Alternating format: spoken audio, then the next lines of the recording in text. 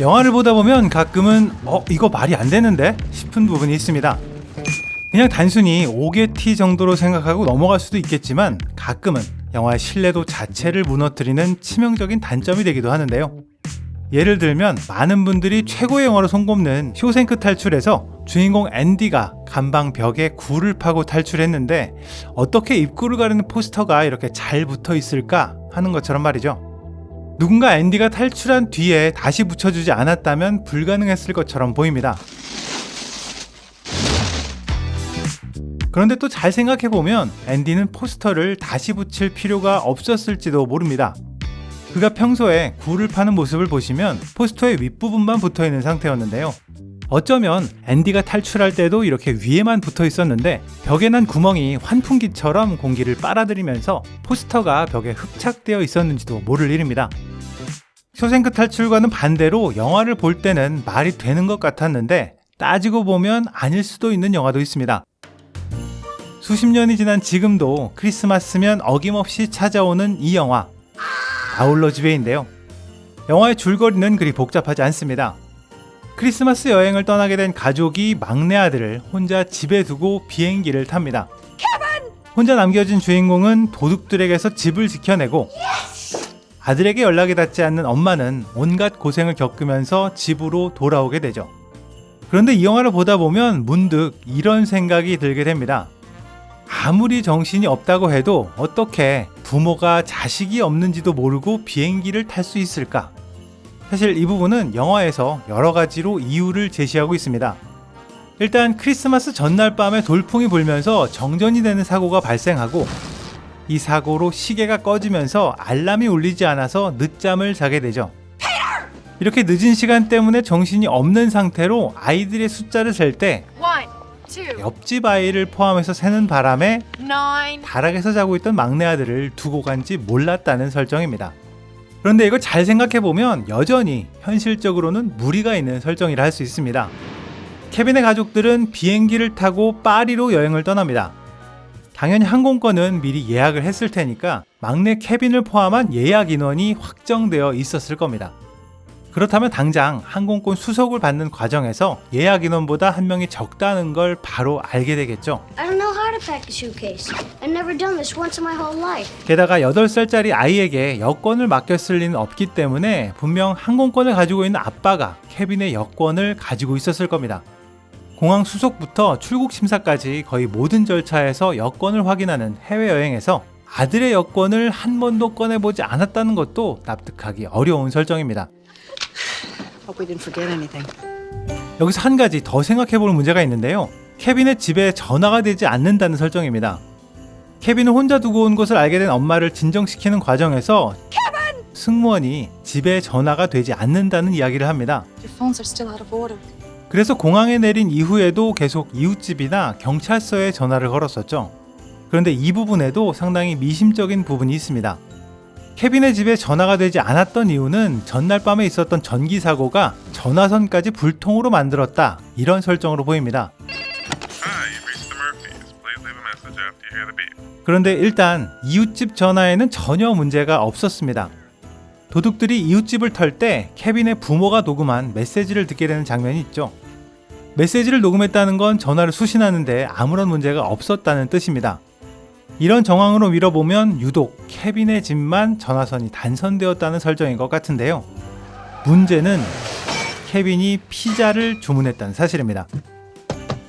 나홀로 집에가 개봉한 1990년대에는 스마트폰이나 배달앱이라는 개념조차 없었기 때문에 배달 주문은 무조건 전화로 해야 했습니다.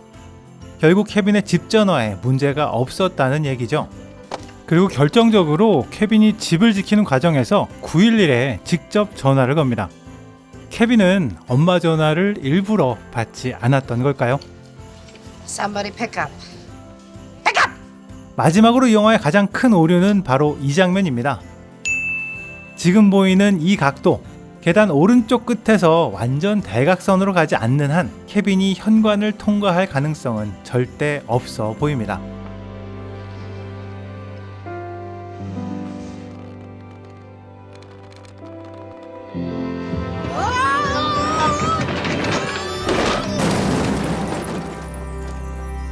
지구를 초토화시키는 재난 영화의 시초를 말하자면 아마도 이 영화 1996년 인디펜던스 데이일 것 같습니다.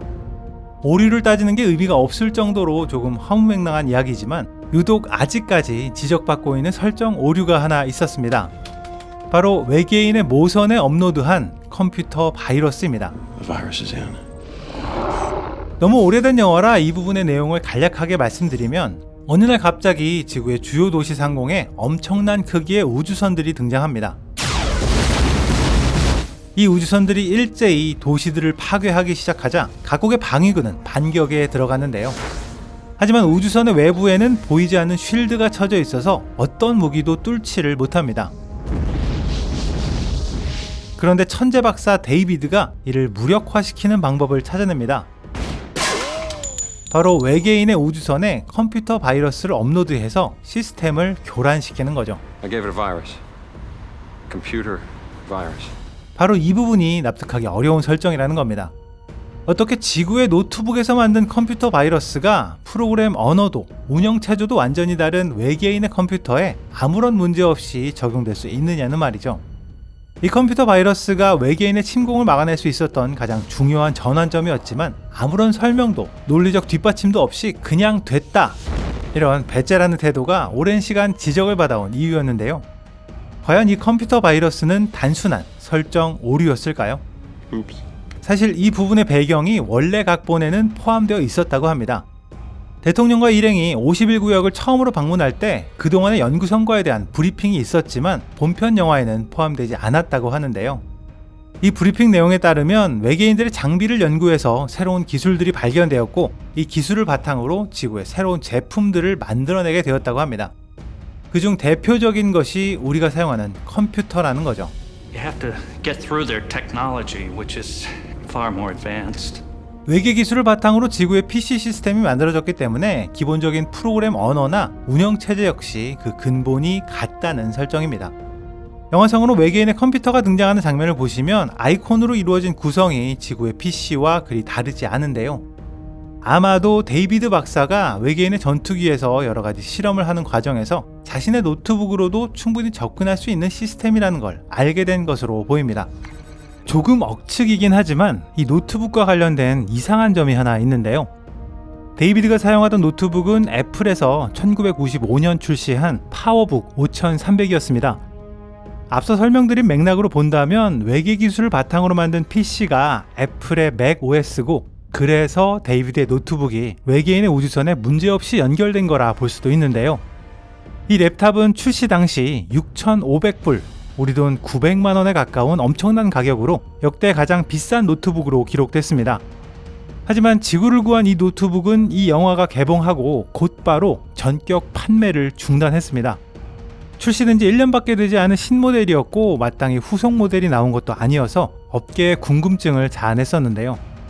어쩌면 진짜 외계 기술을 숨기기 위해서 급하게 단종시킨 건 아니었을까요? 지금까지 빨간도깨비였습니다.